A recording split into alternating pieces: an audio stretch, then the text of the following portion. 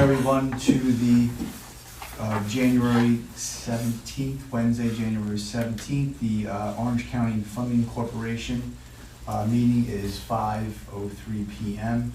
Call the meeting to order.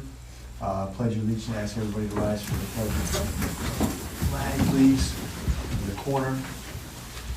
I pledge allegiance to the flag of the United States of America and to the republic for which it stands, one nation, under God, indivisible, with liberty and justice for all.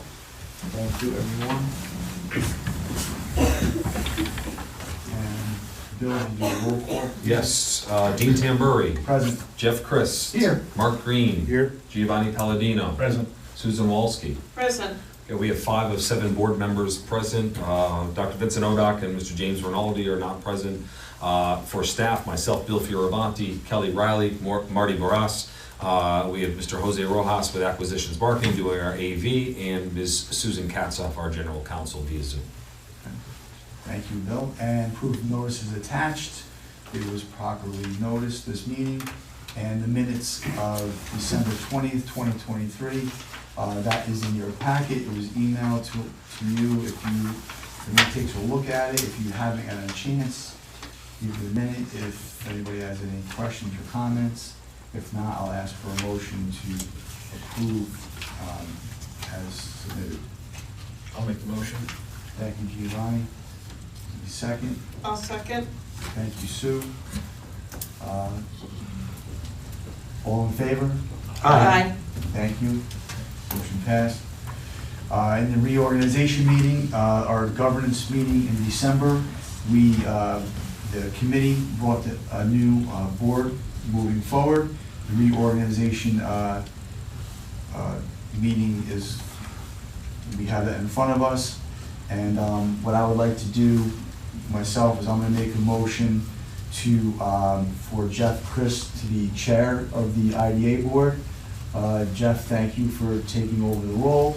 I really appreciate the guidance, your expertise in the previous board, and the time you had asked me to come out and spend a little time with you. We discussed some items, and the governance board believes it's a good thing for this board to move forward, and I appreciate it. And sometimes the time constraint for myself is a little tough, but I appreciate it. I'll make that motion for Jeff Christ to be the chairman of the OCFC board moving forward. Need a second? Yep, need a second? I'll second. Thank you, Giovanni. Roll call on this roll call. Sure, yeah. Tamburri, Yes. Christ, Abstain. Palladino, Yes. Walski, Yes. Green. Yes. We have, I count my numbers here, 4 yeses. Okay. Thank you Motion very much. carries. And welcome, Jeff, and congratulations. Thank you for those words, Dean. I do look forward to working with everybody. Reach out to me anytime. And most importantly, on behalf of the board, I want to offer our sincere thanks to you, Dean, for stepping up as acting chair over these last few months. Yeah, and I'd like to add to that. You know, Dean has been just an incredible board member. Really helped us with his leadership through this pivotal period when Mike Torelli left us. Dean, you're great to work with. You're an essential board member. You know, become a friend to me personally. So I really do appreciate it. And obviously, your role as our labor leader too is critical. We're working on local labor and all of that. So I do want to just add to the token of appreciation. I appreciate it for everyone's help going through this process as well. Thank you. Thank you. And I'll just point out for mechanics here of the meeting, Jeff is now officially, you voted him as the chairperson, so Jeff will take over this meeting, and then when we do OCIDA, we'll conduct it the exact same way. Dean will begin that as well. Okay? Thank you. Yours, Jeff. So the next item on our agenda is the election of vice chair. I would like to nominate Dean Tamburri for that position. I'll second that nomination. Second by Susan. All in favor, please say aye. Aye. Opposed, the same. Look forward to working with you Very good. as chair and vice chair. Thank you. For secretary, we need to nominate a person. A nomination for Dr. Vincent Odock. A second to that motion. I'll second. Thank you. All in favor of Vincent Odock for secretary, please say aye. Aye. Opposed, the same. Motion carried. So we have our slate of officers as we begin our first meeting for 2024. And I know there's been some discussion on this, and I appreciate all that. And I conclude with the chair's committee appointments as follows.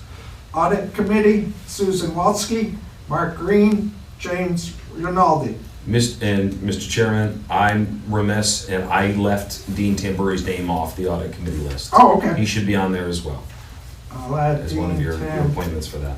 Tambury. Thank you for that update. Finance Committee, Mark Green as chair, Dean Tamburi, James Rinaldi, and myself, Jeffrey Christ. And finally, for Governance Committee, myself, Jeffrey Christ as chair, Dean Tamburi, Dr. Vincent Odak, and Giovanni Palladino. And that should complete our committee appointments. Yes, I just want to verify with our general counsel, we don't need a vote on that. Those are the chairman's appointments, correct? That is absolutely right. It is within the chairman's role to appoint those committee members. I would just note, I think, but I just want to clarify that Sue will act as the chair of the audit committee. Okay, I neglected to mention that. Correct. Thank you, Sue. I You're welcome. concur with that. For the committee reports, if we could start with Finance Committee, I would suggest Mark Green, you roll right into new business on the various aspects of the financial details with your committee report, and we'll make one motion to accept that if the board so desires. Mark? Going to be quick, not a lot going on. So let's go to page 5 and let's look at some of the highlights real quick. Interest earnings from CD that rolled over, 24,500 and change. $6,000 for expenses for our annual audit. No surprise there. Professional fees are basically legal and a few other things that we'll get to in a little bit. This negative 6,000 is the reversal of the COVID relief. the COVID relief, right? The small business resilience. So that has to be, for accounting purposes, has to, I know it's a negative, but basically it's a positive because it's a negative expense. Legal fees, and really that's kind of it. So our net income for the month is 16,000. I'll continue on. We'll do it all at once, right? Please. Let's go to the next page, page 6. We have the one CD that we bought in December. That's why it's on here. If you look under our checking and accounting, that's 1.3 million. That's a timing because if you remember, our other CD came due, like I want to say January 3rd or 4th. Yep. So at the close, this was in there, but this is already invested. I want to say we have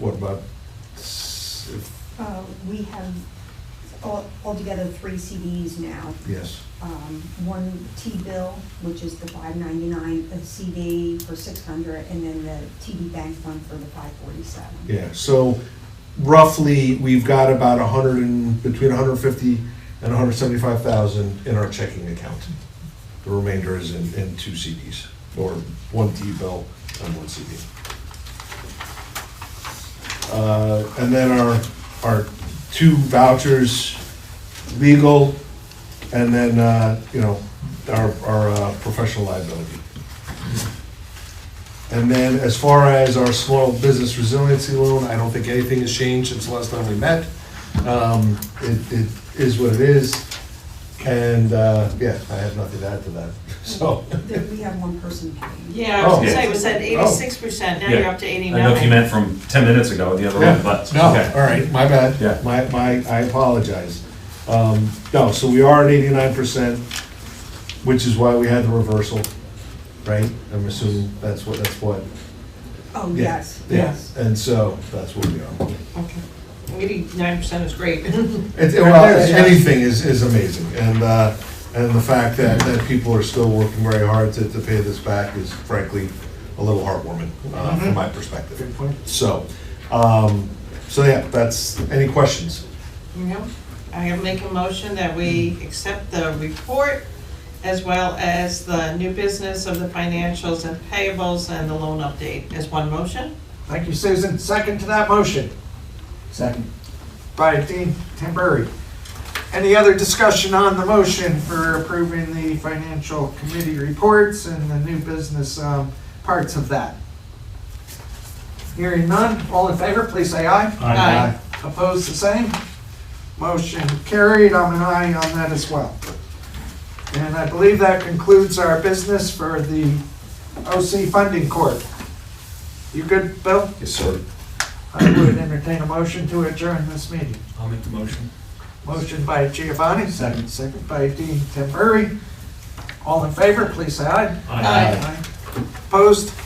Meeting adjourned. Thank you. Jeff? Back to our acting chairman. Yes. Does Jose have to reset? Do you want to reset, Jose? I think we were. No, I think we're. I think we've been recording them and posting them as separate videos though. So we can keep rolling if you like, but as long as because if someone wants to view the OCFC video, I want them to be able to click on that so. Okay. But we'll keep going. We're ready when Dean is though. Okay, so we are going to open up the IDA meeting at 5:15 p.m. Wednesday, January 17th, 2024, and call the meeting to order and roll call.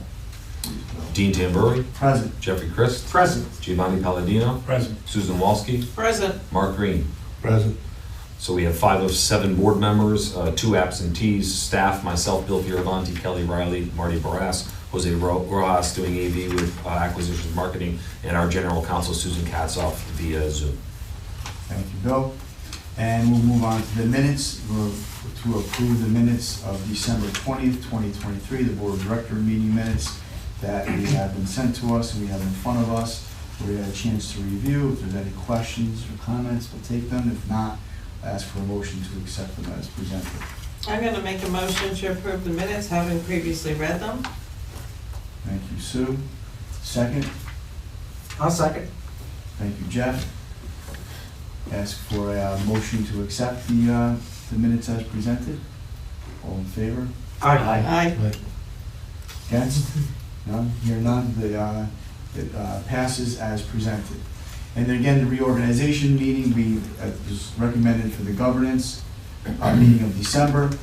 Reorganization meeting, we have the chairman of Jeff Christ, as in a previous meeting. I had said that I'll make a motion to appoint Jeff Christ for the IDA chairman moving forward. I appreciate it. Your experience coming forward, the time that you have to spend on that's necessary for this board, I appreciate it. The conversations we had in moving the board forward. So I'll make the motion for Jeff Christ to be chair. For a second? I'll second that. Thank you, Sue.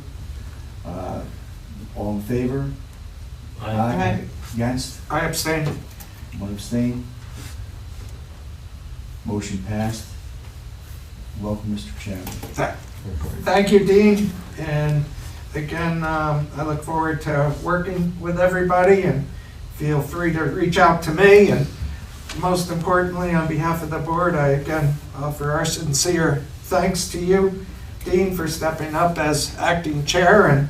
And I would also say I've enjoyed our interaction, you helping to teach me the goings on here at the Orange County IDA, and looking at all those factors. So thank you very much. Thank you. All right, the floor is yours, Mr. Chairman. Moving on, the election of vice chair. Would anyone care to make a nomination? I'll nominate Dean Tamburri. A motion, or what do you call it, for Dean Tamburri I'll second. as vice chair? Yeah, thank you, Mark Green. Got your back. All in favor, please say aye. Aye. Opposed, the same? Welcome aboard for Thank vice you. chair. Look forward to Thank you. working with you again as chair and vice chair. Thank you, sir. For secretary, do we have a nomination there? I'll nominate Vincent Odock. A motion for Vincent Odock, nomination, I should say. Second to that? I'll second. by Giovanni. All in favor, please say aye. Aye. Opposed, the same. Secretary Dr. Vincent Odock is in place for 2024. Moving on to the IDA Chairman's appointments for committees. The Accelerator Committee, I appoint Dean Tamburi as chair, Susan Walski, and Giovanni Palladino. On the Audit Committee, I appoint Susan Walski as chair, Mark Green, James Rinaldi, and Dean Tamburi. For Finance Committee, Mark Green for chair, Dean Tamburi, James Rinaldi, and myself, Jeffrey Christ.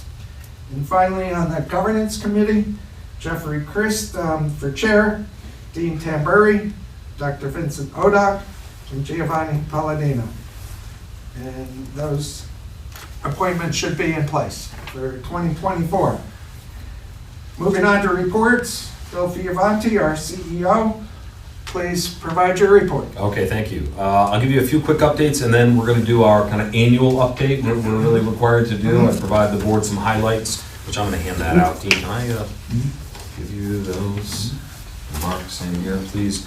But first of all, we had a public hearing for Lenches, otherwise known as the Castle Fun Center. That was held at that facility in Chester on December 13th. It was a successful hearing. We had representation from the mayor's office there, and I've had conversations with the mayor and his staff since then to make sure they understood exactly the nature of the project, the changes to the project, the request for additional sales tax exemption and such. So that was successful. That's something I expect to come back before the board for approval in February. Our 2023 fiscal audit is ongoing right now, being conducted by PKF O'Connor Davies. They've asked for a lot of information. They were here all week last week. Like we do with so many other things, need to give Kelly and Marty a lot of credit. First of all, they put together our confirmation letters that went out to all of our projects to confirm their job statistics, all their sales tax exemption figures, all that kind of stuff. And Marty puts those letters out. It's a heavy lift, and then getting all that back and making sure they collect. They come in, and of course, just providing the auditors with all the information they need. So I really want to thank them for that. It's a heavy lift. The audit they're done here in person, but they're still requesting information. Really, their deadline for the audit is our audit committee meeting on March 5th. So that's when they present the completed audit to the committee, and then our board meeting that follows that will be when the board receives it, ultimately, hopefully approves it, and then we'll post it to Paris, report it that way. So that's going on. Nothing new with the monitor, but we do expect their timeline, the Inspector General's timeline is that an appointment will be made and someone to be in place by March. So I expect to know more. January is still their evaluation period, and it's a blackout period. They're not allowed to really communicate with us about the process, so we'll know more when they come out of that period. There was a question in the last meeting about collateralization of our CDs and such. We were instructed to do that. We had asked for it, but we just want to verify that there was collateralization, and there is. Kelly, you can confirm that, right? That we have our letters for all the CDs that we have. The only thing we don't have collateralization for are T-bills, and Mark, you could explain that, right? They're government backed essentially, Yeah. So they are secured Yes. in that sense. Also, the Connect One CD does not have collateral. That was an early one before one of our first CD, That's before we really. expiring in May, right? I Correct. believe so. That's the only exposure we have is with one that before we really understood the rules, we purchased that CD, and when that expires, we won't have that again. I also continue to present to school district leaders. I presented a couple of weeks ago at the BOCES offices to the assistant superintendents for business. So those are the folks that are really directly related to the role that we play. And I had a well-received presentation, and we had great dialogue afterward. I'm going to meet with the Minnesink superintendent and the business officer just to actually gain a greater understanding of how what we do can impact the tax cap that they have to wrestle with. So that's something we didn't really understand well. We're going to meet about that. So I'm just proud of the fact that we really have dialogue and building relationships with those folks. I'll be attending the New York State Economic Development Council's conference in Albany, February 13th and 14th. and Jeff Christ is going to join me as well. He's reserved, so thank you for participating in that. In the retirement plan, we continue to move forward. I think we're finally have everything in place. As you know, and it's in our financials, we made our contribution for the deferred compensation of $63,000 for 2023. And now we're just getting everything set up so that we're making our own contributions, withholdings as employees, with a match, a 5% match from the IDA. So that is pretty much all in place, and starting next week, we'll have those withholdings happening and our own, again, employee contributions to the plan. I will note that our retirement advisor for this, I guess the company Spectrum, they made it clear that we don't have to make the employer contributions, the match, weekly with our payroll, or even monthly. We can do it quarterly, and their Spectrum is going to come here and work with us to make those contributions each quarter. So that is a little bit of a bumpy road, but it's really, I feel we're finally on our way. And then now to the annual report piece.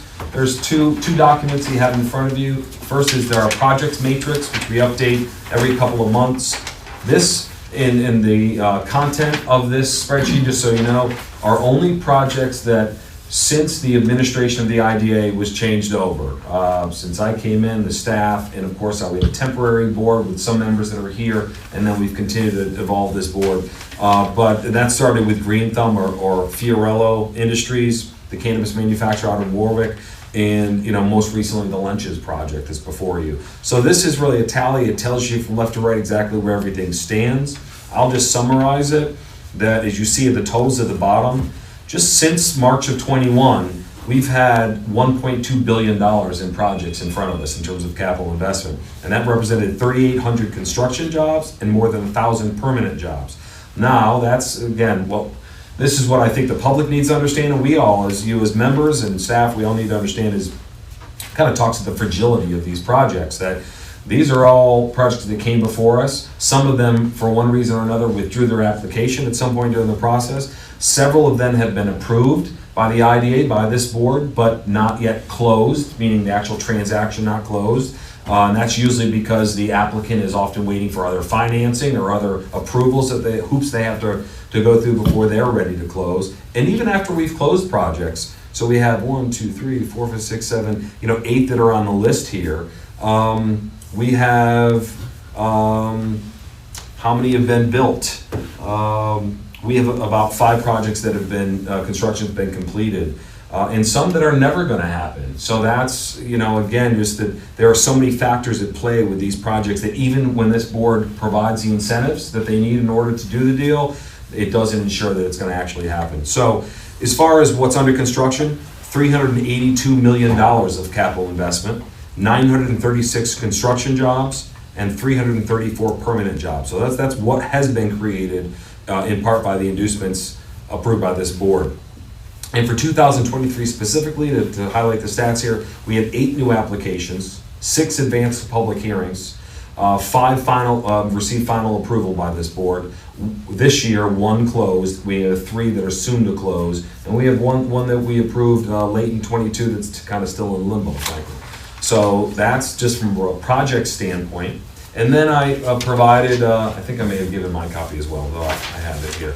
Thanks, Dean.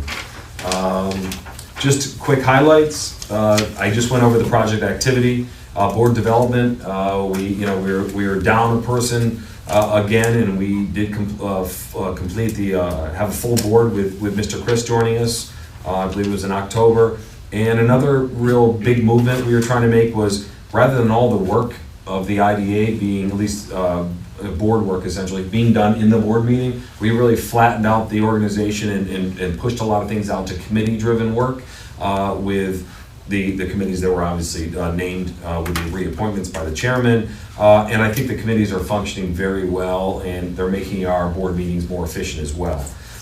And lastly, we have a board training scheduled for actually a week from now, which is something we've been looking to do for a while, so I'm really excited that's happening. Shovel ready, that was a major accomplishment of 2023. We completed our phase 1 study with Delaware Engineering. That identified more than 500 developable properties around Orange County. The real critical part, I think, to many of us around the table is what is going to happen in 2024, our phase 2, where we're going to cull through that data and identify some properties that we could potentially make investments in to get them further towards shovel-ready. I will, just as a side note, mention, that we applied for Fast New York for a project that could fit that bill, a property in the town of Montgomery. We're applying for some remaining 2023 Fast New York dollars. Governor Hochul just put out her proposed budget for 2024. It includes another $100 million of funding for Fast New York, which again dovetails with what we're trying to do with Shovel Ready. So that's a great piece. School districts, I touched on it with my meeting this past month. We are really bridging the gap there. I think we were seen as adversaries, and I think that's very much what the relationship was. My understanding from many of the school districts is that the prior administration, there wasn't really a lot of desire to build a bridge and communicate and hear each other out. We certainly changed that through a number of presentations and in-person meetings we had. I remember Dean and I had a lunch with the Menacing superintendent and board president. Really, really helpful. So that's something I'm proud of. PR and media, we've really tried to take a turn there. We've used print, radio, TV, doing podcasts. I've been a guest on podcasts. I'm hosting a podcast. Social media, we really stepped up in the last couple of months. And again, in-person presentations. And we've tried to pivot where we're not just reacting to attacks or other stories that are being created not by us, and we've initiated some of our own stories, including trying to make noise about positive things like shovel ready. Next is housing. This is a bold venture, I think, into this area. Not something everyone supported, but this board did right from the get-go understand the importance of addressing the housing crisis, number one, and helping to combat some impediments to economic development, where if we can't have enough workers living here, it's going to be difficult to attract the kinds of projects that we're interested in. So we did make that bold move. We received 2 applications. One was kind of scared away, frankly, and the other you approved recently in Wallkill Living Center. So I think we're on our way with that, and something I think we all should be proud of. On the back side of your highlight sheet, the accelerators, we did the bulk of our dismantling of that program last year by attrition, meaning when the leases ran out. We cut our expenses significantly as a result of that. I think something totaling around $2.7 million by cutting out the accelerator. But we did it in the most, I think, dignified way, trying to really respect all the small businesses that they benefited from this, but they also were victim by what happened. And we treated them all with dignity and respect, and I feel good about the way we ended that phase of our work. The retirement plan, as I mentioned earlier, we kind of rectified a long-standing wrong of not having an adequate plan for our employees, and we established that plan, so kudos to all of you for supporting that as well. Our resiliency loan fund, the original balance was $476,000 in loans, and we received close to 90% in repayment, so far more than what anyone anticipated that we would, and we're still continuing to collect on that. And lastly, last but not least, continue our record of on-time comprehensive reporting through the PARA system to the authority's budget office, the state comptrollers and such, and we did have an on-time successful budget, a financial audit for 2022, and they had just a couple of suggestions in their management letter, which we had acted upon. So I think that's a positive thing as well. Those are the highlights. There are others, but those are kind of the main highlights for 2023. A really productive year. Not to mention the noise that we dealt with, things that we didn't bring on ourselves. That we did. Dean mentioned that in our prior meeting. There's some baggage that came along with it, but we still kept focused and moving ahead of what our mission is, and I'm proud of that. Any questions on the 2023 review? No, good. Anything for Bill? Thank you, Bill. Thanks, sir. I had one quickie, maybe I didn't hear you correctly. The audit committee meeting, I think, is on March 6th. I think I said the 5th. It is on March 6th. Thank you. Just Thank to you. clarify. You're right. Thanks very 5 much. p.m. Very good. Moving on then to the committee reports, Finance Committee. Mark Green, please. Well, this will be a little longer. So let's start on page 6 and kind of go through some of the highlights. If we look at the top, 83,600 and change interest for a CD that came due at the end of December that we'll talk about a little bit more. We have and our expenses, that 19,000 is part of the audit that we mentioned in the previous meeting. Professional fees, correct me if I'm wrong, Bill, but this was, we were this came back to us, right, because it got billed incorrectly? Correct. And so the OCFC paid back to the OCIDA. The travel and lodging, I believe most of this was mileage. Bill finally It is. got his receipts in for his mileage. Correct. Moving down, IT support, marketing, PR, membership and events, I don't really have much there. Legal, you can see, the local labor, that's a pass-through, right, to audit the job sites. Down to payroll expenses, all relatively the same as last month, except you will see the 63,000. That was the 401k contribution at the end of the year. And then kind of the rest of it is, you know, what we've seen in the past, depreciation, rent, that kind of thing. Any question on that real quick that I didn't address that jumps out at anybody? I just had a question on the labor auditing fee. You said that's a pass-through. Where do we show that money coming back into the organization? Because right now it just shows it as a liability, right? It is as an expense. So, every quarter we cut a check from the escrow accounts and put it into the IDA account. So an escrow account is set up I understand. originally, right? But it doesn't show that income coming back to us as a reimbursement on this sheet, unless I'm reading it wrong. No, fair enough. That's all. We did it back in November. It's a timing issue. So deposit. It's not an every month thing that we do. I can't off the top of my head confirm though for him that it does appear in the revenue section when we do that. We You have know to if go that's back true? to the November reports. We can issue them to. Yeah. Let us verify that for you. Just because it helps us with the budget, because right now Sure. we're showing that as an expense. Exactly. Because if you go to year-to-date, it's almost $19,000, or $18,141. I just wanted to- We only have a couple of applicants, projects, who fall under our old policy, under which the IDA paid for that monitoring. So all of our new projects are, the expenses borne by the applicant, and that's the escrow accounts that Kelly's talking about. We bill them for that, put it in escrow, and then we pay the monitor for that. Right. But we do have a couple that we're paying for, so. Right, but Giovanni's point is that it should balance out, right? I mean, in theory, the negative, whatever it is, there should be a money coming in. And then, so I understand what you're saying, there's a timing, but It needs to show as a revenue. It's a debit. Somewhere. So it's right. somewhere there should be an offset. Gotta balance it. Yeah.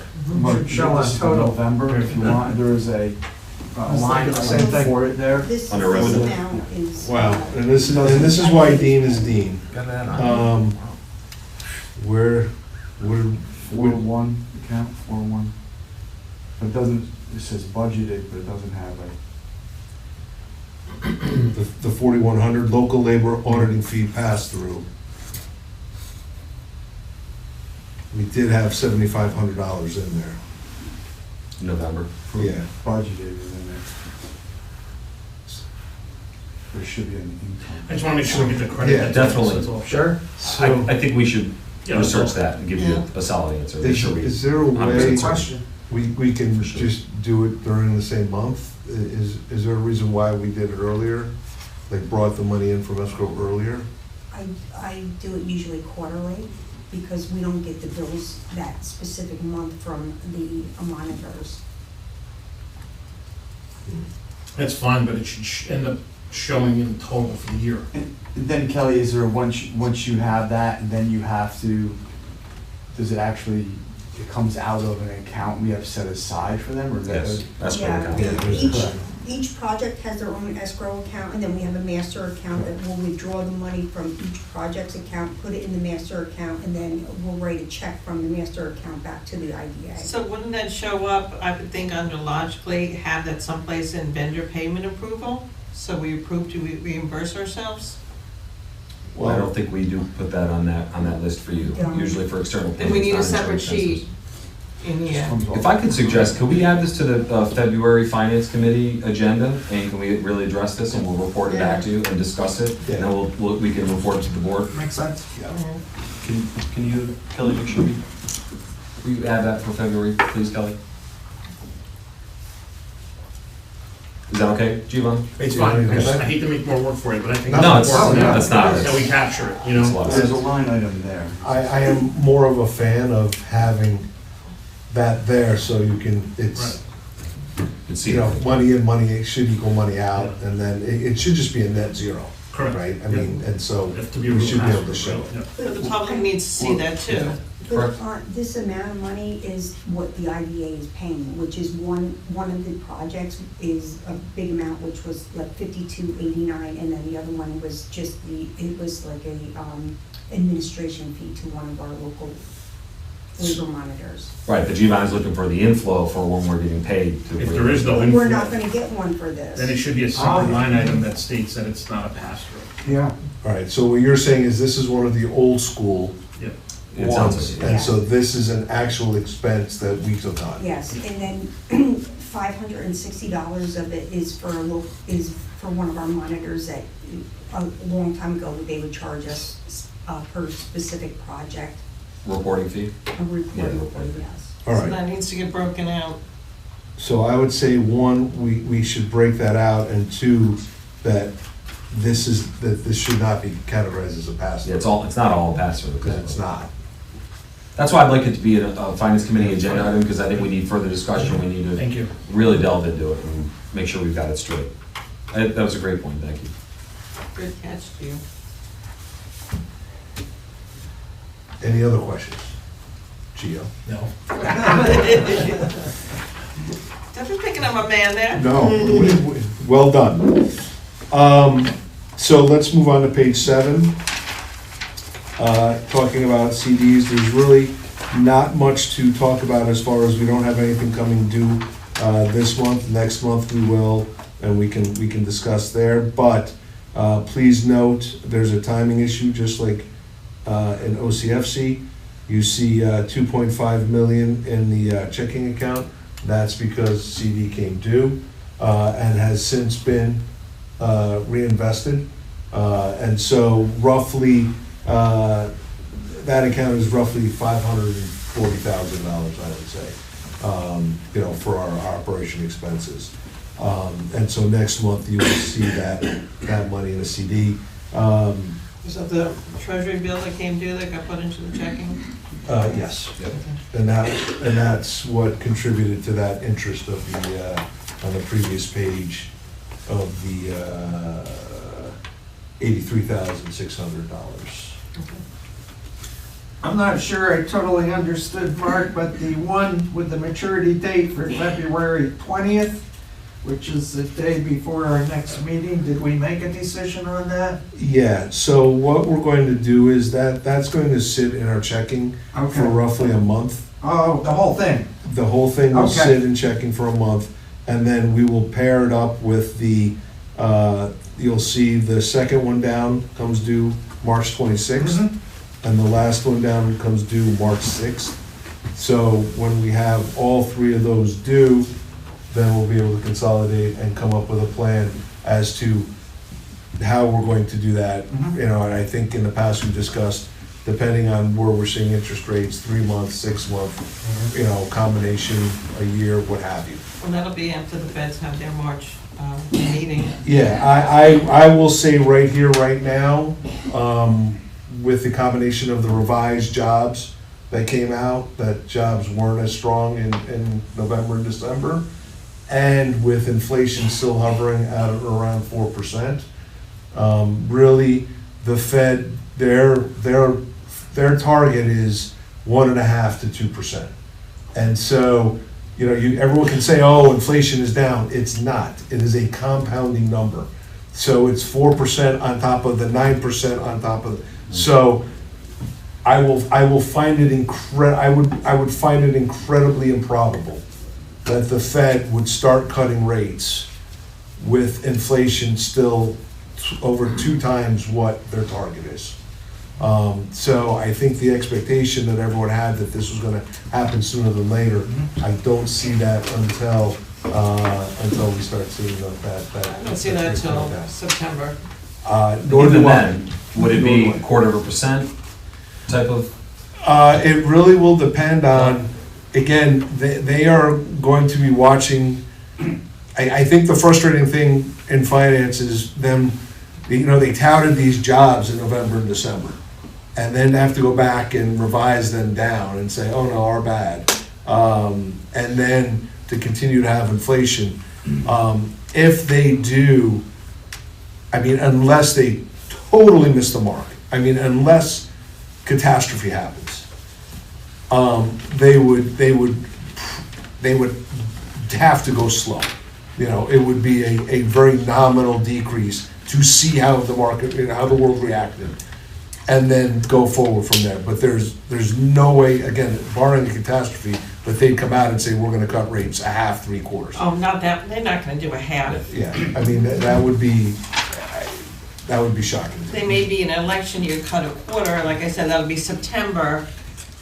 Again, I think you will need to see at least a month, 2-3 months of, inflation down, below 2.5%. You're gonna need to see the Before they jobs do up that. too, the jobs report is way too low. So then, if, when we move, or what are we doing with the funds, it would probably be April, right? You said we're gonna wait for them all to mature in that April meeting, because the other ones in. I would say we'll probably talk in March and do what we've done in the past and say, hey, this is what you Once it do becomes when the March 26th one, marries up, because the other two will already have been, matured, and do our usual, hey guys, for the March meeting, have rates. We'll make a decision on length, on institutions, and do it that way. I think that would be a better way to do it than waiting until our March or our April meeting. So, any other questions about that? I'm good. Beautiful. So now, we're highlights as far as our vendor payments. I'll be honest with you, looking at, previous months and where we are, we're pretty much in line right down the list on page 8. I don't have anything that really jumps out at me that that says something is I think maybe the only thing would be our new marketing, right? Would, be the one number that is increased and we will look at some of that. We have a little overlap. One firm agency is ending, the other, and little problem we've had with I think both of them is that we don't get all the monthly invoices on time. So sometimes we're not paying 1 month, and then we're putting 2 or 3 invoices in front of you. So I'm a little uncomfortable with that. I made that clear, but that is what's happening. But there's a little bit of overlap, but otherwise we're mostly moving to just acquisitions marketing going forward, and Pamela for the podcast. I was gonna say, is there any way that our vendors can be notified that services rendered bills are due within 30 days? We can reiterate that, yeah, we can. This Make way that we clear. have consistently when they're coming in, because it's gonna be, if it's more than 30 days, oh well. Well, I know you can't say oh well, but Right. at least we can. But Susan, what is sad about your statement is that the way the world normally works, you send your bill out before, and usually it's the payee that's been taught Oh, I in know. MBA schools to delay payment for 60 or 90 days. And now, we're at the reverse where we're kind of like, hey guys, let's get on the stick here. So, I'm just saying for budget Yeah. purposes, it would be easier if they would notify that we need it within 30 days. yeah. The other page 9, really isn't much. This is just our legal, our consulting. It's pretty much in line with what we've paid in the past. And then the final page 10, you will see some new things, some interesting things that I think Bill is very excited about.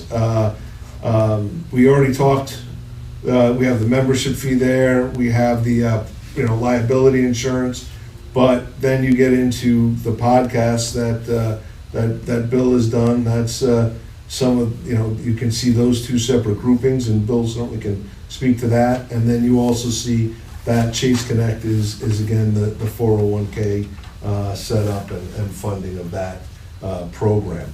Bill, did you want to talk about? Yeah, I'll that just a little bit? interject, as I mentioned in finance, I think we're getting tremendous traction. I get a ton of messages and calls, and when I go to meetings, people say, oh, I heard you, this, that, and the other. You're hearing both our radio spot, where we have a 60-second, basically a public service announcement on behalf of the IDA, explaining what we do, why we do it, and then the podcast with various guests, but we get into discussion about incentives and things like that.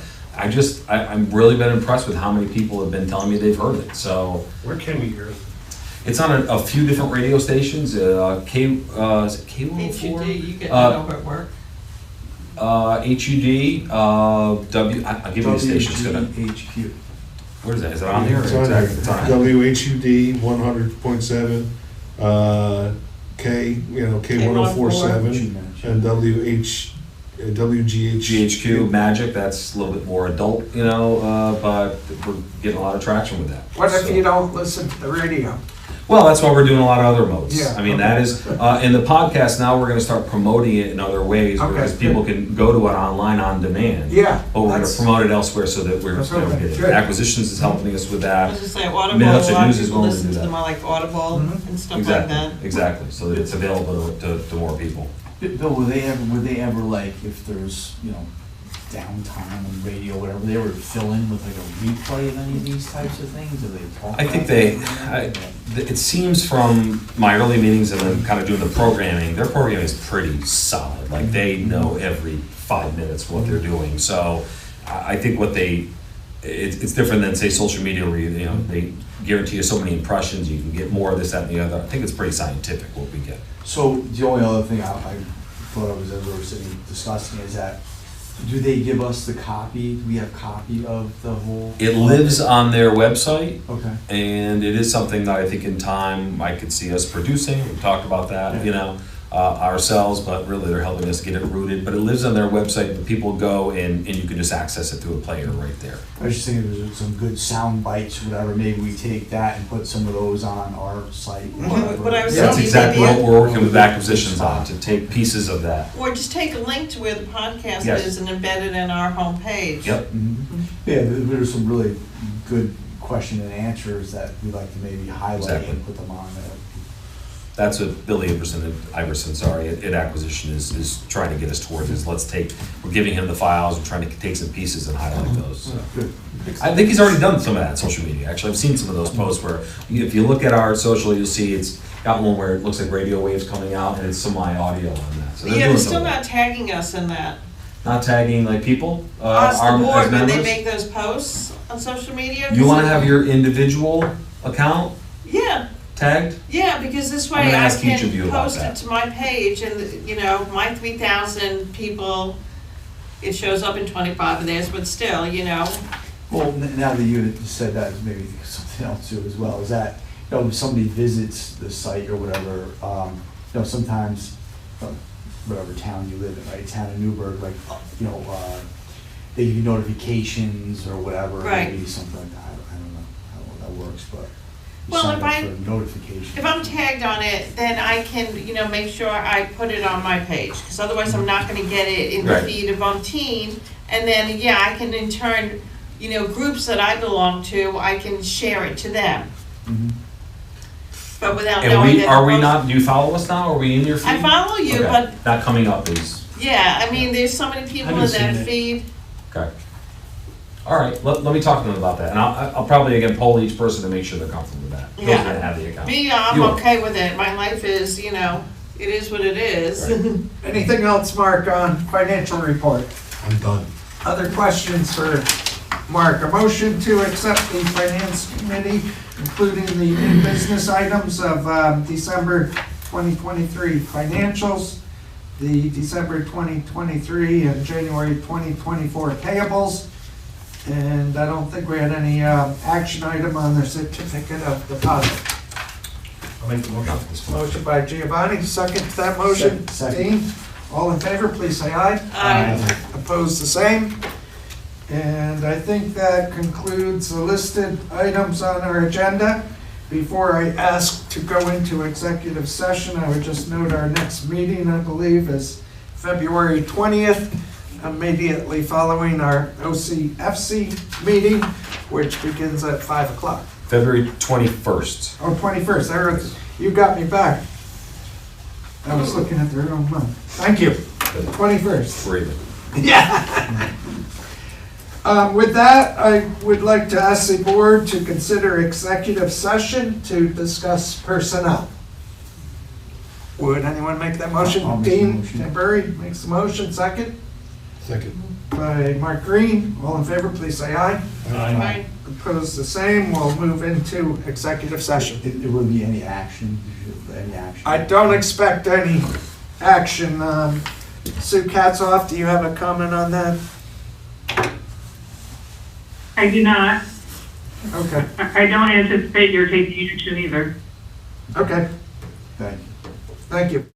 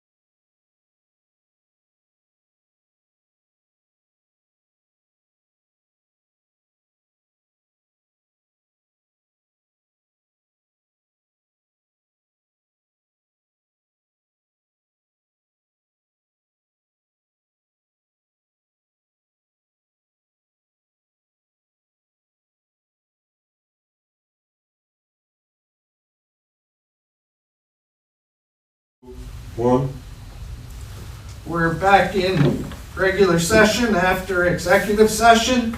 No action was taken in executive session. I'd ask for a motion to adjourn. second. Who made the motion? I'll make the motion. Oh, okay. Second. Motion by Mark, second by Dean. All in favor,